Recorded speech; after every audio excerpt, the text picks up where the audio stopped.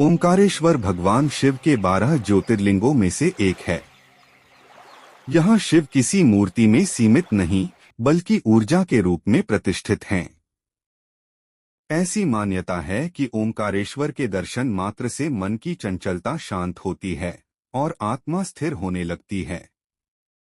मंदिर के गर्भगृह में स्थित शिवलिंग पर जब जल और दूध की धार गिरती है तो वह केवल अभिषेक नहीं होता, वह अहंकार का विसर्जन होता है।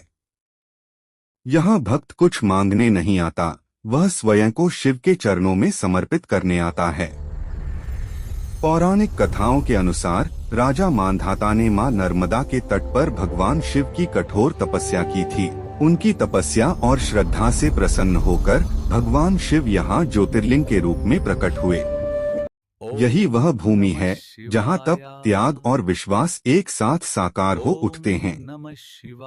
ओमकारेश्वर ज्योतिर्लिंग 2 भागों में पूजित है, ओमकारेश्वर और ममलेश्वर। शास्त्रों के अनुसार दोनों के दर्शन किए बिना ज्योतिर्लिंग की पूजा पूर्ण नहीं मानी जाती। यह द्वैत नहीं बल्कि शिव के पूर्ण और संतुलित स्वरूप का संकेत है। ओमकारेश्वर नर्मदा परिक्रमा का भी एक अत्यंत महत्वपूर्ण पड़ाव है।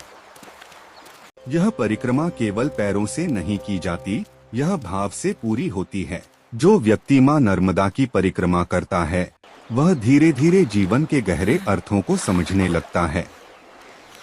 ओमकारेश्वर के घाटों पर साधु, संत और श्रद्धालु मौन में साधना करते हुए दिखाई देते हैं। यहाँ जीवन की गति अपने आप धीमी हो जाती है। यह स्थान भागने का नहीं बल्कि ठहरने का है, अपने भीतर झांकने का है।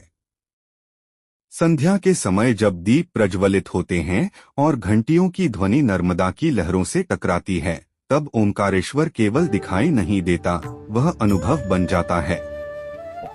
उस क्षण मन, शरीर और आत्मा एक ही लय में बंध जाते हैं। रात्रि के शांत क्षणों में प्रकाश से सजा हुआ मंदिर नर्मदा के जल में अपना प्रतिबिंब देखता है। यह दृश्य हमें सिखाता है कि शांति बाहर नहीं, हमारे भीतर होती है।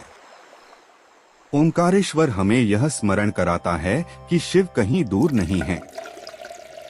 वे हमारे भीतर, हमारे श्वास में, हमारे मौन में निवास करते हैं। यह तीर्थ केवल दर्शन का स्थान नहीं बल्कि दृष्टि बदलने का अनुभव है। हर हर महादेव।